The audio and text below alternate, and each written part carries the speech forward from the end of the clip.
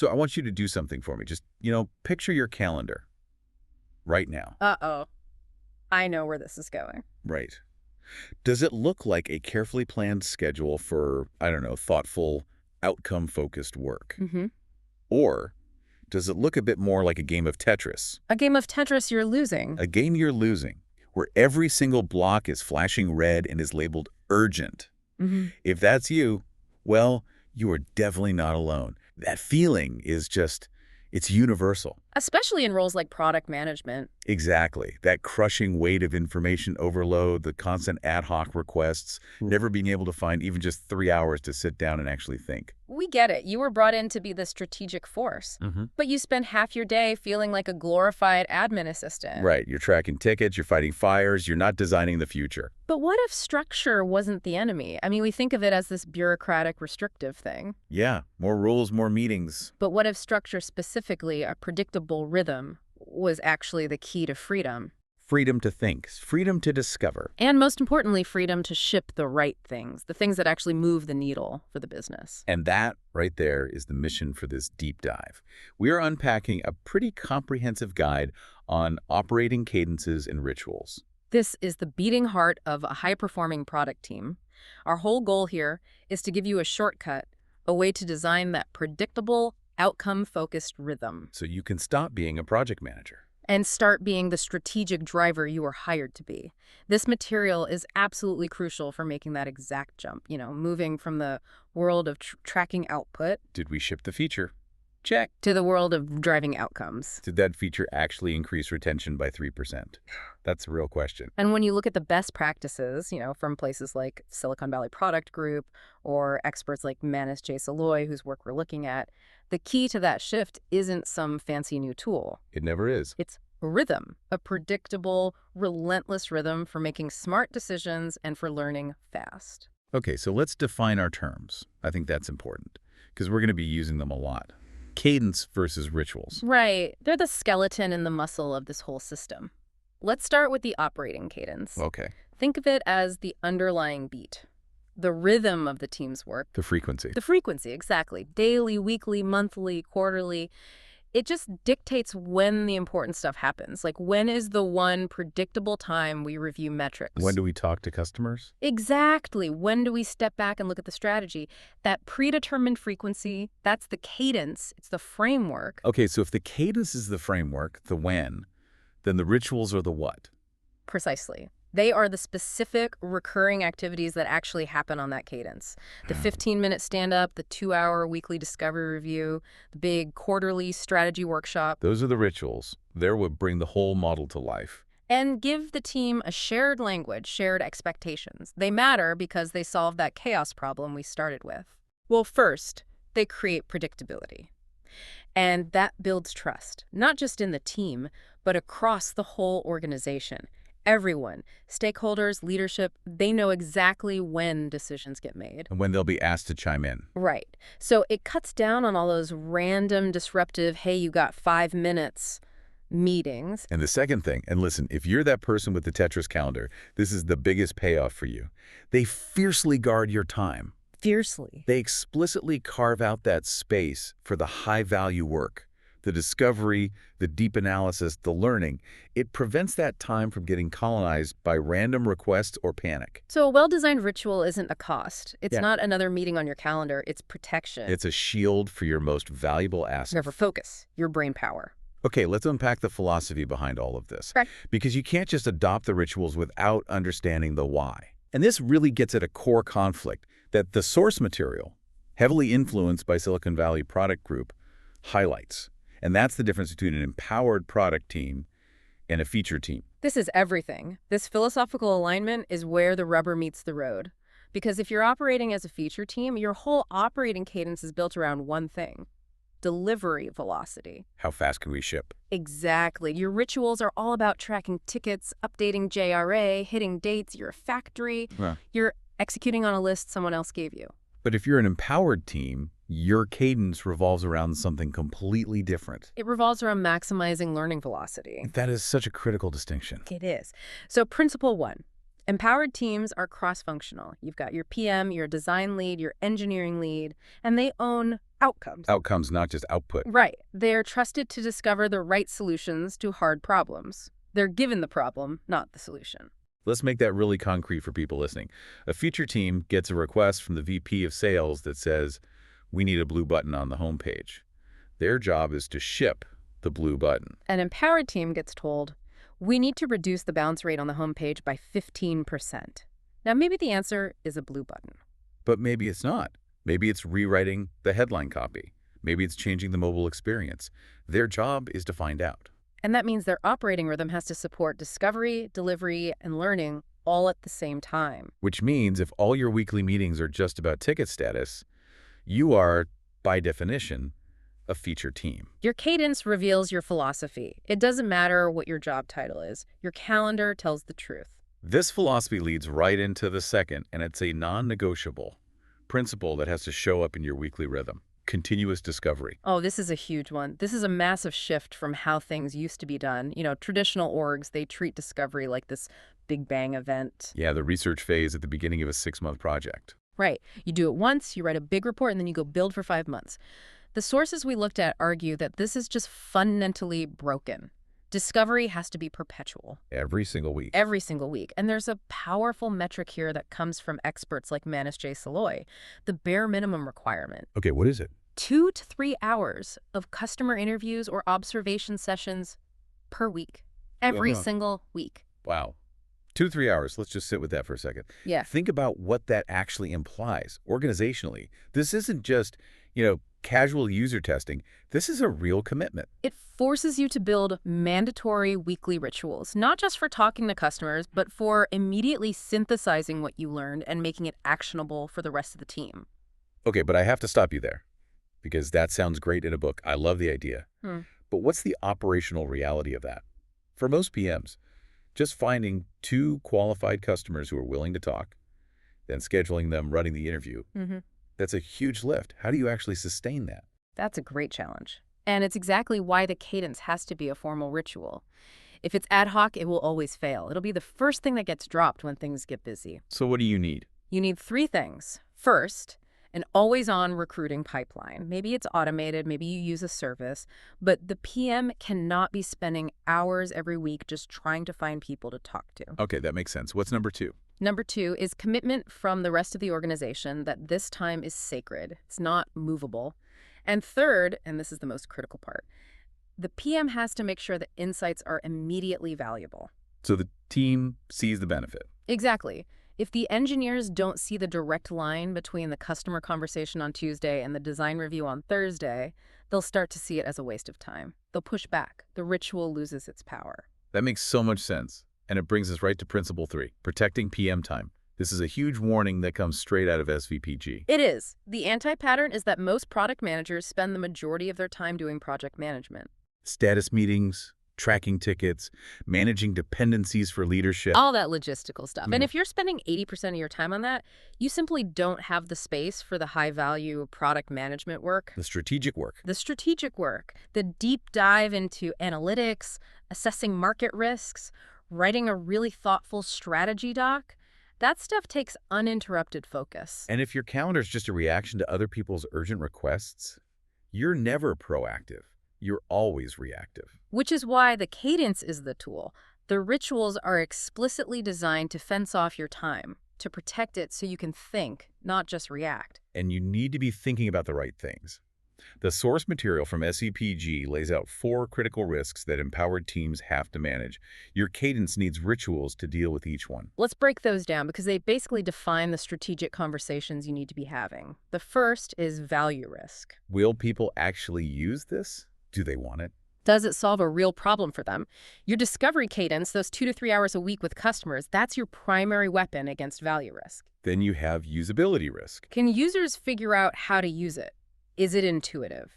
This is where your designer is key, and your rituals need to include things like prototype testing and design reviews. Okay, number 3 is feasibility risk. Can we actually build this? With the time we have, the skills we have, the tech we have, this is the classic engineering challenge, and you mitigate it with technical reviews and that daily alignment with your tech lead. But the 4th one, this is where I think a lot of teams fall down, and it's where the PM really has to step up. Viability risk. Yes. This is the PM's unique contribution. Viability risk asks, should we build this? Does it actually align with our business goals? Is it profitable? Will legal or compliance shut it down? Your designer and engineers might not be thinking about that. They're focused on the user problem and the technical solution. Exactly. Your cadence has to have moments, especially those quarterly strategy reviews, that force the team and the stakeholders to ask the hard viability questions about every single bet you're making. Because if you don't, you could build this beautiful, usable product that solves a huge customer problem. And bankrupts the company in the process. Right. And that leads to the final principle. Principle 4. Tools are supporting actors. We all love our tools, right? JIRA, Notion, product board. The whole stack. But the source is really clear on this.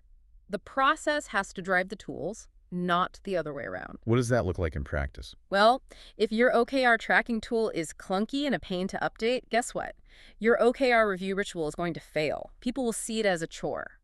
But if your weekly cadence demands deep data analysis to check on progress, then you better have good dashboarding tools to support that conversation. exactly. The tool has to serve the ritual. If you're spending more time updating the tool than you are thinking about what the customer said, you've got it backwards. Your tools are creating bureaucracy, not enabling strategy.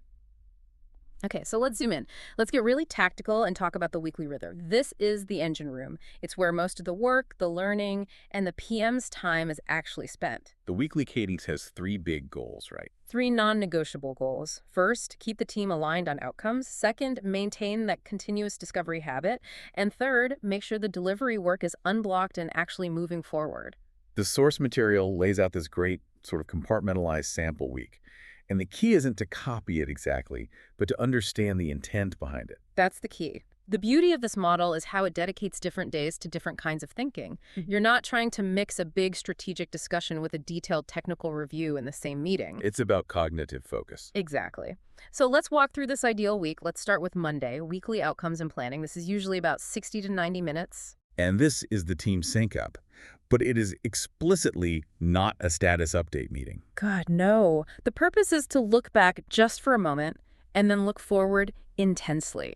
You review last week's key metrics. Did we move the needle on our OKRs?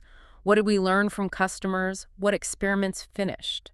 And then the key output from that meeting is agreeing on this week's outcome goals and main bets. And that word bets is so important. You're setting these short-term, measurable objectives. And crucially, they have to include both delivery bets, what will ship, and discovery bets. What hypothesis are we going to test this week? Exactly. It anchors the whole week in learning and outcomes, not just, I'm going to finish these 5 tickets. And you're not replanning the whole quarter every Monday. You're making small adjustments within that stable quarterly frame. Right. And also on Monday, the PM needs to have their 1.1s with their core partners, the tech lead and the design lead. These are quick, right? Yeah. Like 30 minutes each. Yeah, 2 30-minute sessions max. And the purpose is all about risk. Technical risks, design dependencies, discovery priorities.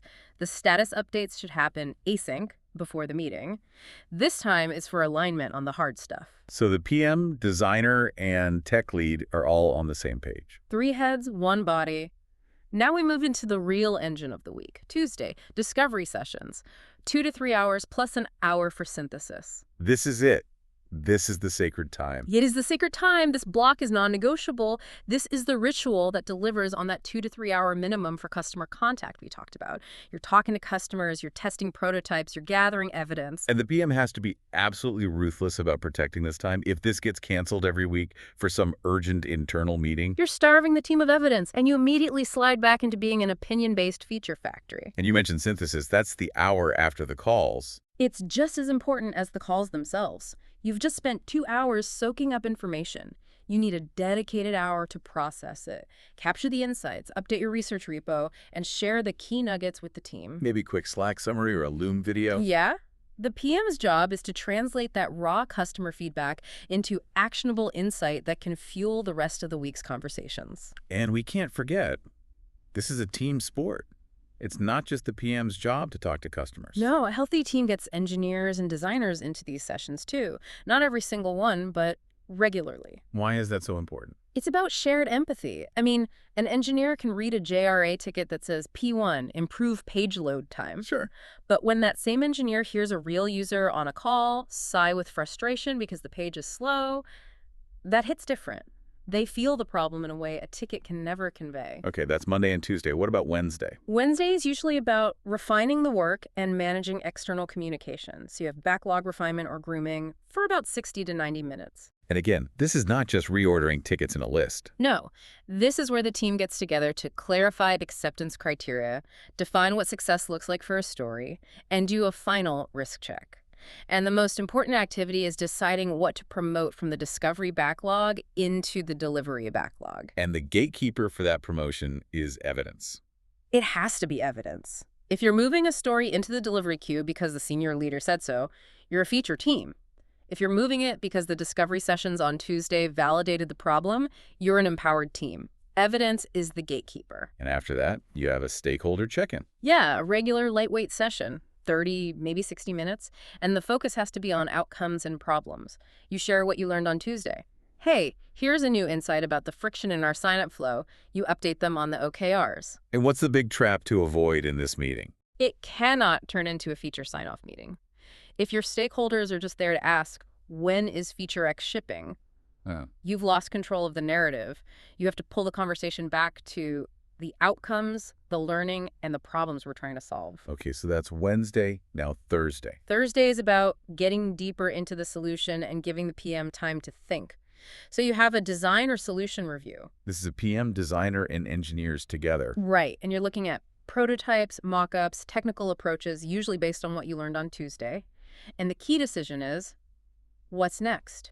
Do we need to run a quick experiment to learn more, or is the evidence strong enough to actually start building this thing? So you're getting that technical buy-in before anything gets scoped. Exactly. And then comes the other sacred block of the week, the PM strategic focus block. 2 to 3 hours of non-negotiable deep work time. This is where the PM actually gets to be a product manager. This is it. You're analyzing metrics, you're refining the strategy doc, you're doing competitive research, you're synthesizing business trends, all the high-leverage work that gets pushed aside by the daily grind. But how do you actually enforce this? I mean, this is the #1 problem for the person with the Tetris calendar. I can block off 3 hours, but people will just schedule right over it. You have to make it visible, and you have to make it valuable. First, label it clearly on your calendar, not busy. It should say PM strategic deep work. Second, set expectations. Maybe an autoresponder that says you'll get back to them after the block unless it's a true emergency. And the valuable part. The time has to produce visible outputs. When your stakeholders see a crisp, updated strategy doc or a deep analysis that changes their perspective, they start to understand the value of that protected time. They'll start protecting it for you. Okay, let's wrap the week. Friday. Friday is for showcasing and reflecting. You have the team demo or show and tell, and then a retrospective. The demo is a celebration of learning, right? Not just shipping code. Exactly. It's an informal showcase of what the team learned this week. That includes discovery artifacts, failed experiment results, that's super important, and yes, small bits of working software. And you invite stakeholders, it keeps them in the loop without needing a formal meeting. And then the retro. The retrospective is essential. This is where you inspect and adapt your own process. The team needs time to talk about what's working and what's not. What helped us? What slowed us down? And the PM should be asking questions about the cadence itself. Absolutely. Was the discovery session on Tuesday useful? Did Monday's planning actually align us? Is stand-up too long? If you don't use this time to iterate on your own rituals, they just turn into dead bureaucratic habits. All right, so we have that fast weekly rhythm of learning and doing. Now let's zoom out. Let's talk about the slow, deliberate heartbeat that sets the direction for all that weekly work. The quarterly cadence. And this is where it gets really, really interesting, because now we're shifting entirely from tactics to strategy. This is all about setting the focus for the next, 12 weeks or so. It's often aligned with something like OKRs, objectives, and key results. Yeah, that's a very common framework. The whole point of the quarterly cadence is to create strategic stability. The weekly work is meant to be flexible, you adapt based on what you learn, but the quarterly strategy needs to be the stable anchor. So the weekly cadence is the fast drum beat, and the quarterly is the slow, deep bass line holding it all together. That's a great way to put it. So let's talk about the key rituals that happen on this quarterly cycle. Where do you start? You start with quarterly ritual 1, product strategy and problem framing. This happens right at the beginning of the quarter. This is the big step back moment. Total altitude adjustment. You revisit the big product vision. You do a really deep review of what you learned in the last quarter. Not just what you shipped, but what outcomes did you actually change? What failed? What did you learn about your customers that surprised you? And the source material really emphasizes running a dedicated problem framing workshop here. Yes. You're not spending 2 days brainstorming a feature list. That's the trap. You're spending that time surfacing, analyzing, and then prioritizing the biggest problems or opportunities that the team should focus on for the next 3 months. So you're aligning on the what before you even think about the how. And the outcome of this isn't a detailed project plan. It's a clear set of maybe 2 to 4 high-value problems to solve, and those are linked directly to business outcomes. And that informs your high-level roadmap. The classic now, next, later roadmap. Exactly. It communicates your bets and acknowledges that things get less certain the further out you look. Okay, so you have your problems framed. That leads naturally to quarterly ritual 2, OKR setting and alignment. This is how you make those strategic bets measurable. OKRs are the language of the quarter. You set a few qualitative objectives, the big aspirational goals. Like, deliver a delightful first-run experience for new users. Perfect example. And then for each of those, you have quantitative outcome-based key results. The KRs are how you know if you actually achieved the objective. And the critical thing here is that the team has to be able to directly influence the key results. This is where so many teams go wrong with OKRs. A bad KR is something like, increase company revenue by $5 million. The product team can't control that on their own. Right. Sales, marketing, the entire economy influences that. A good KR is something like increase the conversion rate from step 2 to step 3 of our activation funnel from 63% to 70%. That is specific, measurable, and something the team can directly impact with their work. Exactly. And setting them isn't enough. You need ongoing check-ins. If you set your OKRs in January and don't look at them again until April, they're completely useless. So you're checking in weekly, fortnightly. Yeah, you schedule brief check-ins to update the metrics and, just as importantly, your confidence score. Based on what we learned this week, how confident are we that we're going to hit this KR? And that forces the hard conversations. It does. Do we need to pivot? Do we double down on something that's working? Yeah. Or do we need to just stop an effort that's clearly not moving the needle? Okay, so you've set your OKRs. Next is quarterly ritual 3, roadmap review. And we have to say it again. The roadmap is a communication tool about your bets. It is not a contract. It's not a list of guaranteed features with dates. Please know, the quarterly review is your chance to get everyone aligned on that. It's about radical transparency with your stakeholders. You review whether the things you're building are actually moving your OKRs. You reprioritize the problems. And you check for dependencies with other teams. That's a big one. You don't want to find out in week 10 that another team was counting on something you deprioritized in week 2. Right. The quarterly review is the scheduled time to have those alignment conversations before things go off the rails. What about quarterly ritual 4? Intensive discovery sprints. We said discovery is a weekly habit, so what is this? Sometimes you run into a really big, really risky problem, something identified in that initial problem framing workshop. For those, a continuous low-level discovery habit might not be enough. So you need a more concentrated effort. Exactly. So you might schedule 1 or 2 of these per quarter, something like a 5-day design sprint.